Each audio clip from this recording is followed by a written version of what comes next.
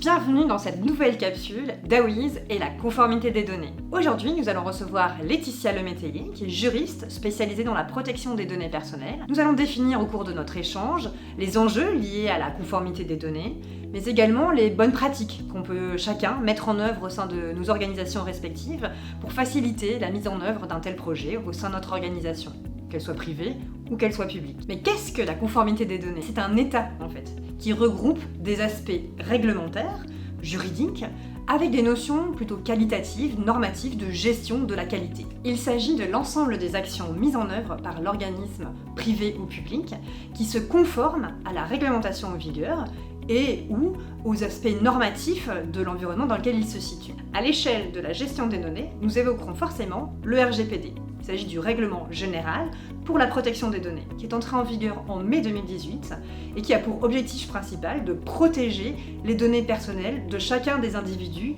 citoyens européens. Dans un environnement où les volumes de données ne cessent de croître, il est capital de s'inscrire dans la conformité de vos données. C'est un élément qui est vraiment complémentaire à votre politique de sécurité des données et qui s'inscrit pleinement dans votre projet de gouvernance des données. Voyons ensemble avec Laetitia les conseils qu'elle a à nous donner.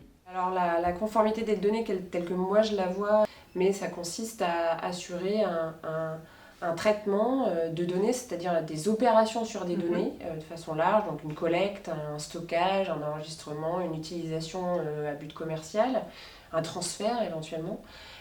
Et ces opérations doivent être faites dans le respect des réglementations, et notamment de la réglementation sur les données personnelles. Et ça implique pour les organismes concernés de respecter un certain nombre d'obligations, donc d'identifier la finalité poursuivie par cette collecte, d'identifier les personnes qui vont être destinataires de la donnée, les durées de conservation, tout le cycle de vie de la donnée, et ça va impliquer une information des personnes concernées notamment, afin qu'elles puissent maîtriser aussi leurs données et éventuellement exercer leur droit d'accès, de rectification, de suppression, d'opposition aux traitements qui sont faits. Oui, tout le monde est concerné, effectivement, l'entreprise privée, la petite TPE jusqu'au grand groupe, l'association, y compris l'association sportive qui pourrait collecter des données, les institutions publiques, de droit public, on n'est plus une commune, un ministère, des collectivités d'une manière générale, sont soumises au texte dès lors que elles font des opérations, des traitements sur des données à caractère personnel. Le critère, c'est des traitements de données de personnes physiques, donc des informations qui permettent d'identifier de manière indirecte, enfin directe ou indirecte, une personne physique.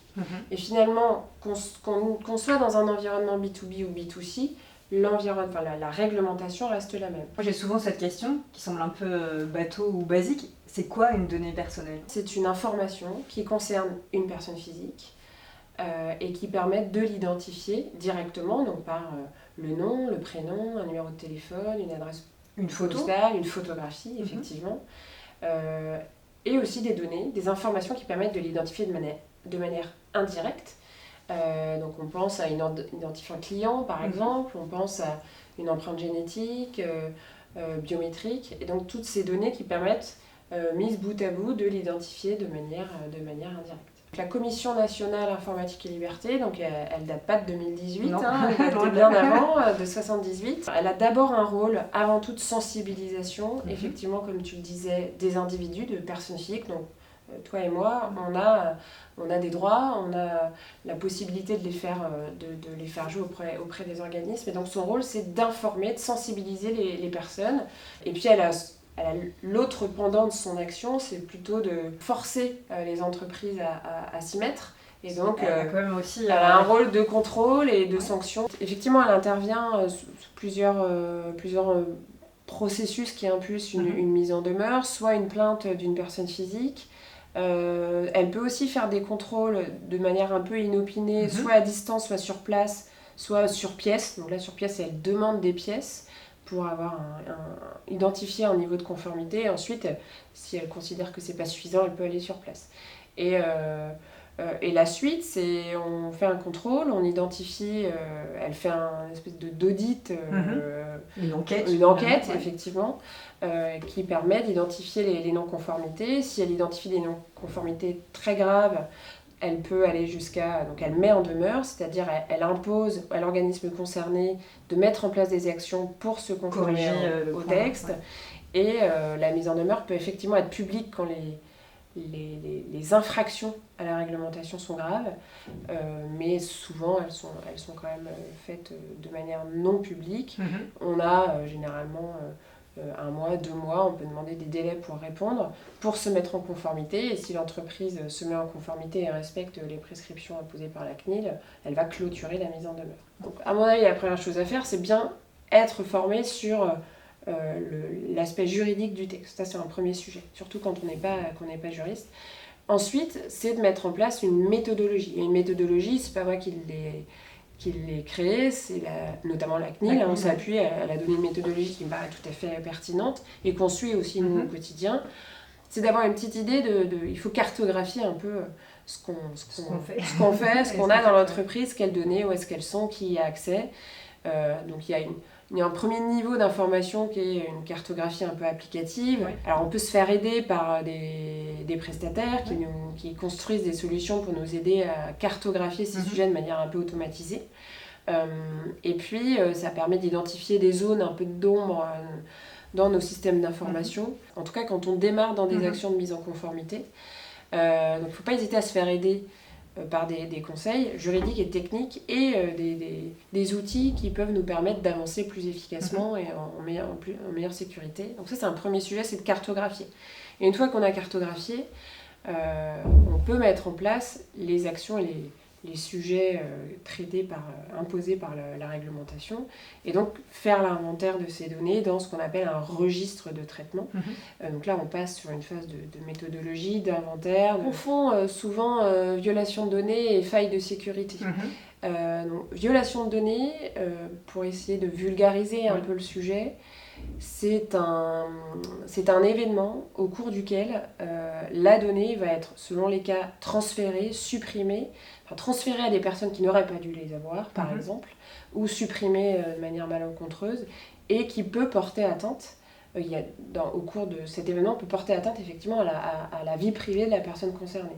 D'abord, identifier si la violation a toujours lieu et quel mécanisme à mettre en place pour la stopper. Ça, c'est la première chose. Deuxième étape, c'est informer la CNIL dans les 48 heures de sa prise de connaissance de l'événement et le cas échéant, informer la personne concernée donc par cette violation, d'accord, dès lors qu'il y a un risque élevé, important, d'atteinte à sa vie privée. Je l'ai beaucoup constaté dans le cadre de la mise en application, au moment de la mise en application du texte, donc il est entré en application en mai 2018, tout l'été qui a suivi l'été 2018, on a une recrudescence en ce qui nous concerne auprès des clients qu'on suit au quotidien, de demande de droit d'accès. C'est un droit pour les individus de demander à l'organisme qui collecte des données les concernant à avoir un accès à toute la liste des informations détenues par l'organisme et des finalités, et des objectifs poursuivis.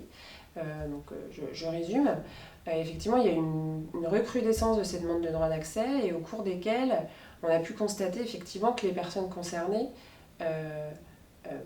avaient pris la main sur les données, avaient pris la main sur le sujet et s'appropriaient leurs données. Pour être en conformité, en tout cas pour faire un usage conforme de données, entendu au sens large, pas forcément que RGPD, il faut effectivement garantir, dès lors que ces données doivent être confidentielles, qu'elles restent confidentielles. Et effectivement, il y a un tableau de bonnes pratiques techniques et organisationnelles à mettre en place sur le plan de la sécurité qui sont très faciles à prendre en main. Donc il y a effectivement cette mise en conformité, cette confidentialité sur le plan technique, et il y a de la confidentialité à mettre en place sur le plan organisationnel, plutôt sur l'aspect juridique, mettre en place des clauses de confidentialité dans ces contrats, un certain nombre de choses qu'on peut mettre en place.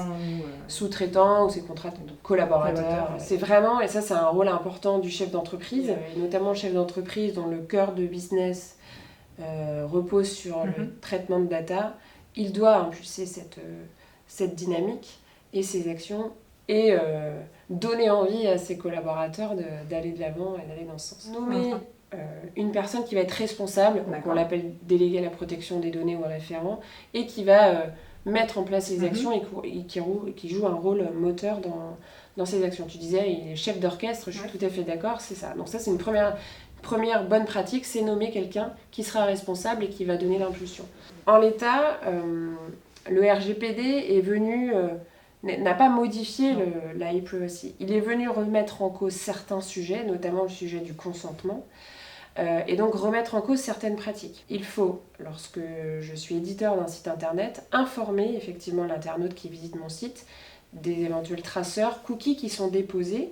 Classiquement, on a 4-5 types de traceurs. C'est des cookies plutôt techniques qui sont nécessaires à l'utilisation d'un site, des cookies fonctionnels, des cookies publicitaires, des cookies d'analyse d'audience et des cookies réseaux sociaux qui permettent soit de partager des contenus, soit d'avoir les contenus diffusés sur le site.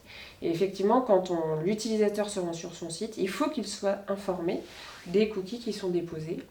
Mais avant de les déposer, il faut que l'utilisateur puisse donner son consentement ou pas à ce dépôt de cookies. Donc, il est impératif de mettre en place un dispositif technique qui permet à l'utilisateur de dire « Oui, je veux bien que vous déposiez des cookies pour faire telle chose, mais je refuse tel autre cookie pour l'analyse d'audience ou la publicité ciblée. » Selon moi, le RGPD, en tout cas tel que je le vois, doit être vu par les acteurs comme une opportunité. On entend beaucoup plutôt l'inverse, que c'est un frein à l'innovation, c'est un frein pour les entreprises qui souhaitent faire du business avec la data. Je ne le crois pas. Le texte nous permet de faire beaucoup de choses, mais dans un cadre juridique précis. À nous, à nous conseils et aux organismes de respecter ce cadre, mais il faut le voir comme une opportunité de gagner des parts de marché, de rassurer ses clients, d'avoir cet avantage, conserver cet avantage concurrentiel par rapport à d'autres organismes qui n'auraient pas pris en main le sujet.